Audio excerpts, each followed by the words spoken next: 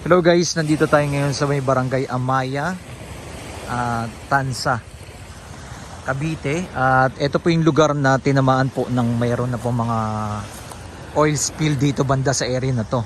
Yan, nakikita nyo po yung bahay na yan. Ayan o. Yan. Meron na po dyan sa area na yan ng mga oil.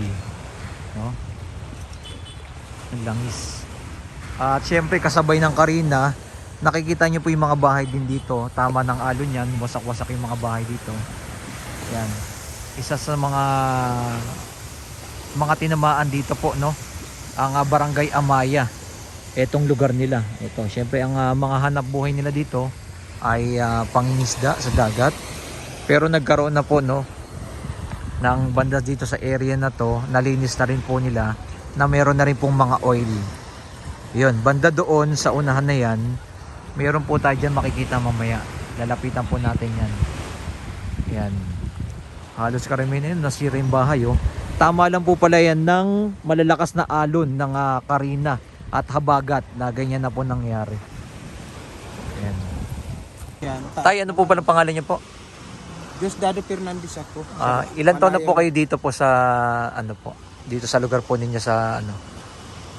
Lugar? Opo. Ilan taon na po kayo nakatira po dito? Tay? 22 years na. 22 years. Yung bagyong Karina na nangyari ay malakas na alon. Yung bahay niyo po ay isa sa mga nasira. Isa yan sa mga nasira. May mga nailigtas po ba kayong mga gamit ay diyan sa lugar Ay niyo? lahat naman po ng gamit namin yun na iligtas naman sa namin. Sira lang talaga yung bahay. Bahay Yung po ba yung bahay niyo na may ano? Na nawasak na ano? Oh, yung nakikita ko diyan, ayan. Yung wasak? Oh, wasak. Yun yung bahay Tayo niyo. pa naman pero wasak. Nakatagilid na, no? Pero lahat yan, may bahay ho yan. Pag ano. Puro lugmok. Yan na lang natitirang. Anong masabi niyo po sa oil spill na nagkaroon kayo ng ano dito sa lugar na po ninyo? Ano po yung epekto po sa inyo yun? Ang epekto naman sa amin, yung nahuhuli namin sa ibang lambat, ayaw nang bilhin. Ayaw na. Oo. Oo. Mayroon mang mamimili pero sa mababang halaga. Napakalaki po pala na epekto ng nangyari ng ano. Epekto dahil nagsabi na lasang langis ang isda. Oo. Yan na lang po ba yung pinakahanap buhay niyo po dito, tay? Ng sa pangingisda talaga? Sa akin Oo. kasi medyo may edad na ako eh. 55 na, wala na, hindi na kayang mag-construction. Hindi na kayang, wala namang skill na alam kundi Pangingisda na lang tsaka isda ano. na lang, yun na lang makaya ng katao. Ano po bang pwede niyo sabihin sa ating gobyerno para matulungan kayo, lalo na ang ating president, no?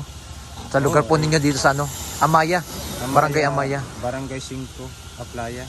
Sige nga po, sabihin niyo po sa ating president para marinig po niya. Mahihiling ko lang sa aming presidente. Kung kami ba'y mabigyan lang ng malilipatan na, yung medyo malapit-lapit lang din sa dagat kasi. Ang hanap buhay ko kasi nasa dagat na. Nasa bayan, no? Hindi naman na ako aring wala naman tatanggap ng mga company at ako'y handa na.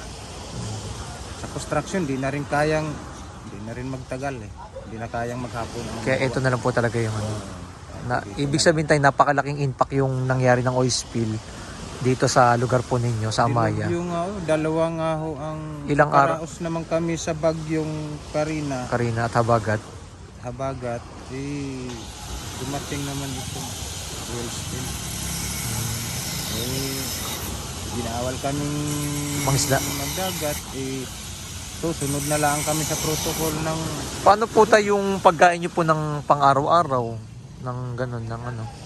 sa ngayon itong ang nakalipas na bagyo kami ay nasa evacuation na bigyan naman ng mga ayuda, bigas ng may mga mababang loob.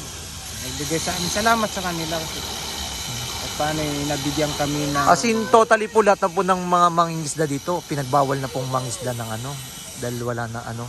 ayun ang sabi na wag muna. Wag muna. Paano po yung mga hanap buhay nila ng ninyo? Wala talaga totally nangyari. Ay, Yun talaga, no? mayroon namang iba, mayroon din namang may mga anak-anak na rin na mga nagtatrabaho, yun na lang ang naasahan. Sa kagaya po ninyo, Katulad ko, yung anak po ninyo, may nag-ano na po ba?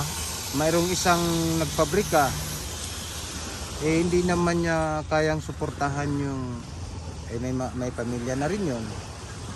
Yung isa ko naman sa dagat din. Yung isa ko nag-aaral pa, college pa. Sa pangingisda nyo tay, magkano kinikita po ninyo sa pangingisda ninyo? Ay hindi mo pareho ang kita sa dagat. Minsan naman, mayroong pag magbigay ang dagat ng biyaya, minsan maabot din naman ng 5,000. 5,000? Minsan, oo. Ang isang araw. Kung minsan naman, wala talaga. Minsan lugi pa. Kagasolina. Talagang sakripisyo din po pala yung ginagawa nyo, no? Ganun lang naman ang dagat.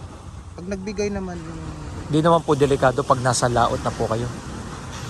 sabi, kailangan ding makiramdam sa panahon ang paglaot. Hindi yung basta bara-bara ka. Alam mo nang may masamang panahon Bawal kayo magano. lumaot ka pa. Ako hindi. Kailangan ko ding ingatan yung sarili ko dahil ito ang puhunan ko. Ayan. Sige tay, yun na lang po yung pinakapanawagan nyo, no, sa ating president, no? Yun lang po nga yung panahon. Dito sa gobyerno po, dito sa ano po, sa Cavite. Kay mayor tsaka ano, na ano naman po kayo Ay, sila naman may action ding ginagawa.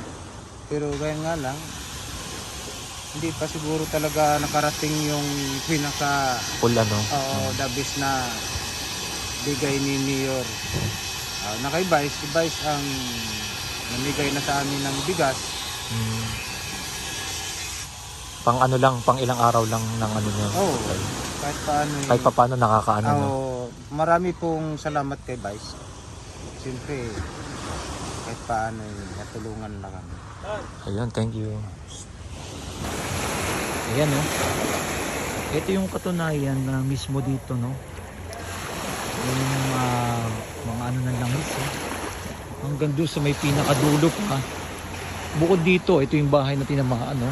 Sa Bagyong Karina, grabe, anong nangyari. Halos karamihan ng mga bahay dito ay nawasak.